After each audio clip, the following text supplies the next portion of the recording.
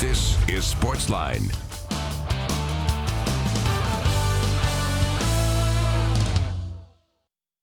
Hey there, Sportsline on your television. Steve Lehman here with you. Glad you are here with us on this Monday night. Moving to the end of June. It is going to be 4th of July weekend coming up.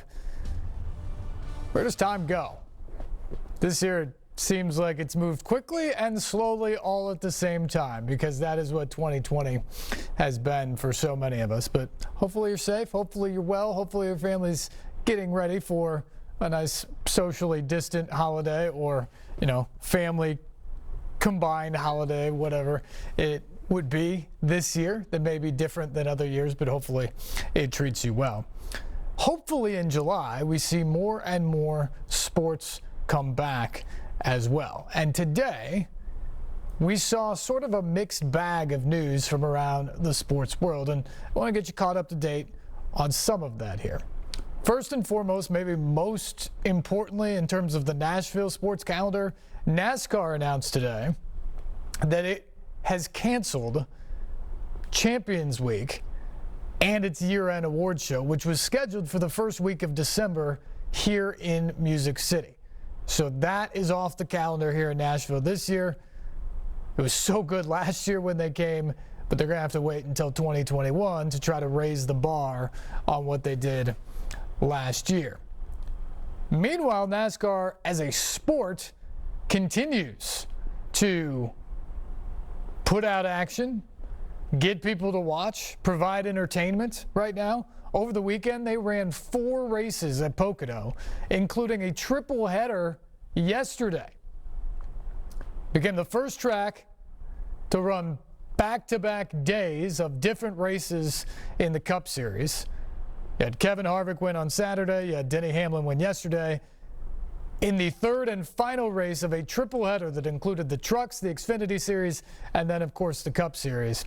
Just an impressive weekend to get out there and get that many races in. And we're going to see more and more NASCAR coming. And it sounds like the All-Star race in Bristol in a couple of weeks is going to have 25,000, 30,000 people at it.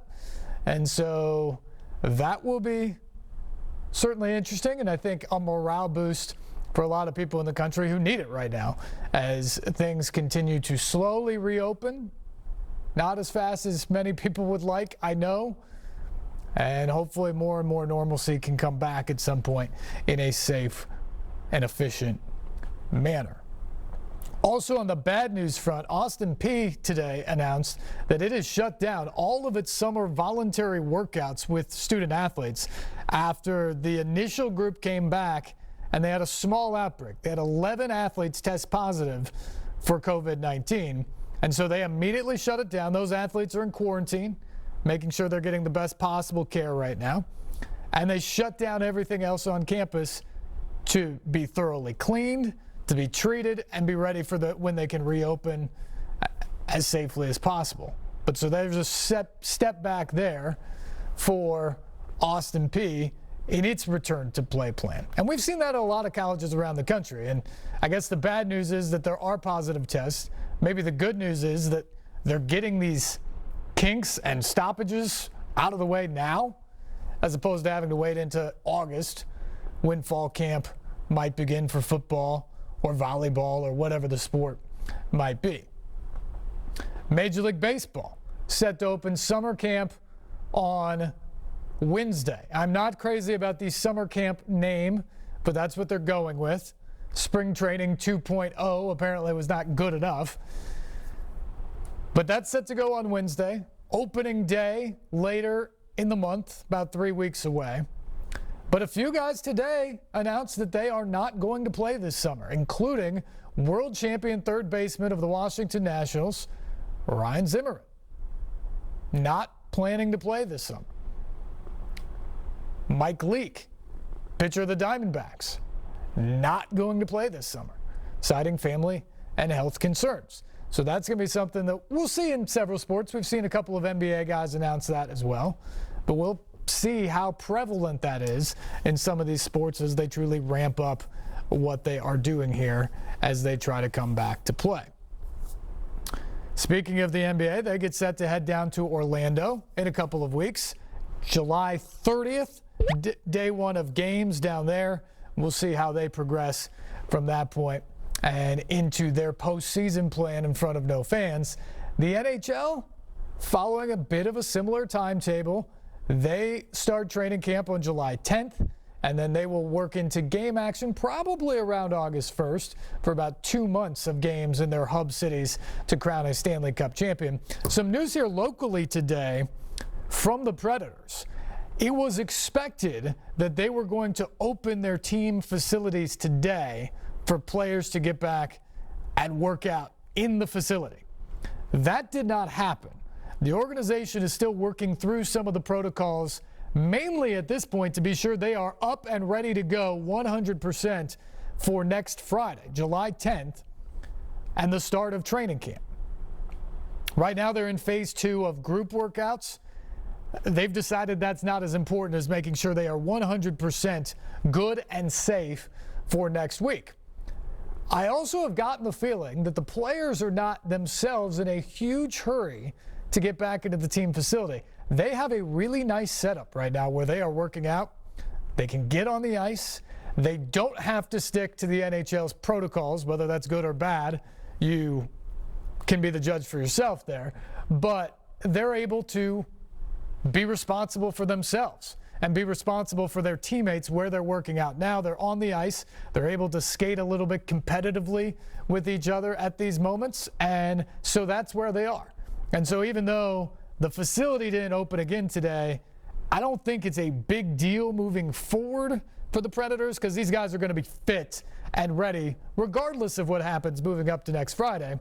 And then at that point, you're into training camp. And it's time to prepare. It's time to get back to team hockey. And it's time to get set to take on the Arizona Coyotes in that best-of-5 qualifying series.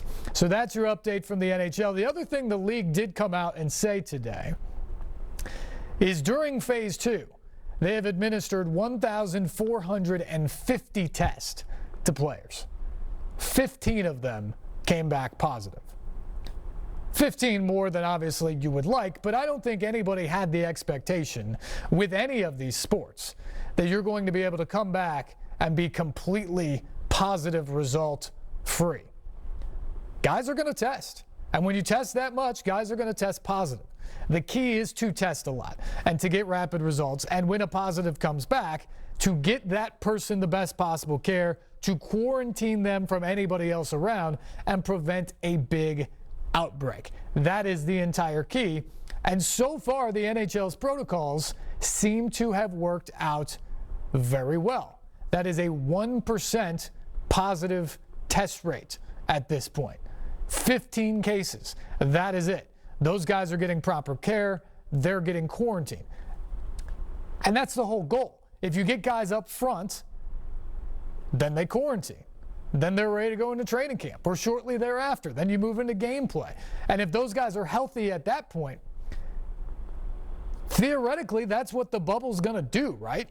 You're going to bring all these healthy guys who were healthy before they came into the bubble.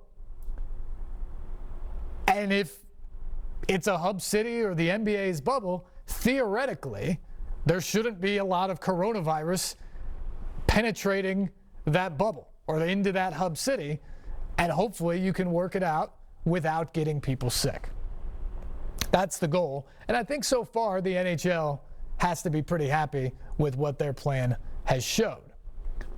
Soccer continuing to work towards its return, first of the major professional sports leagues in this country. Next Wednesday night is the start of the MLS's back tournament. Nashville SC will take on the Chicago Fire in Game 2 of opening night in that tournament.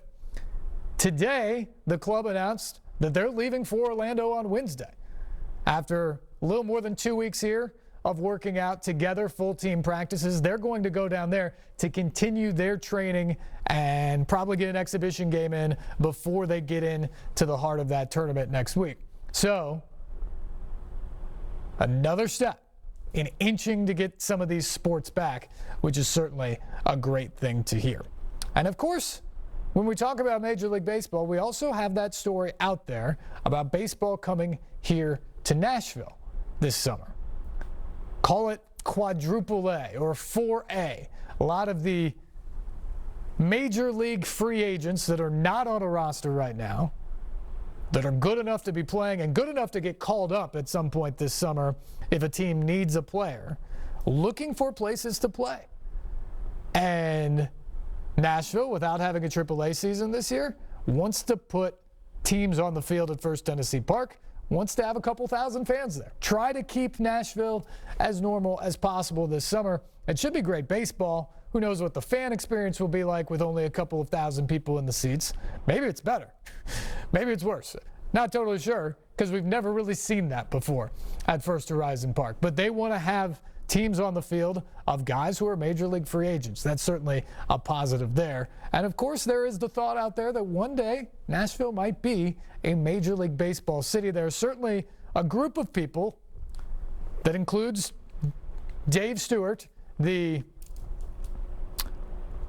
former great Major League Baseball pitcher, that are trying to bring Major League Baseball here. We're going to talk to him in just a few minutes, but let's sneak in a phone call. We don't look to have that phone call anymore, so we will move on to that. We'll take our first break. We'll come back, hopefully get Dave Stewart on the program with us and talk to him about the possibility of Major League Baseball in Nashville and why 2020, this current climate and everything we're seeing, might be the perfect time for that bid to really take off. We'll get into that when we come back. This is Sportsline on NewsChannel 5+.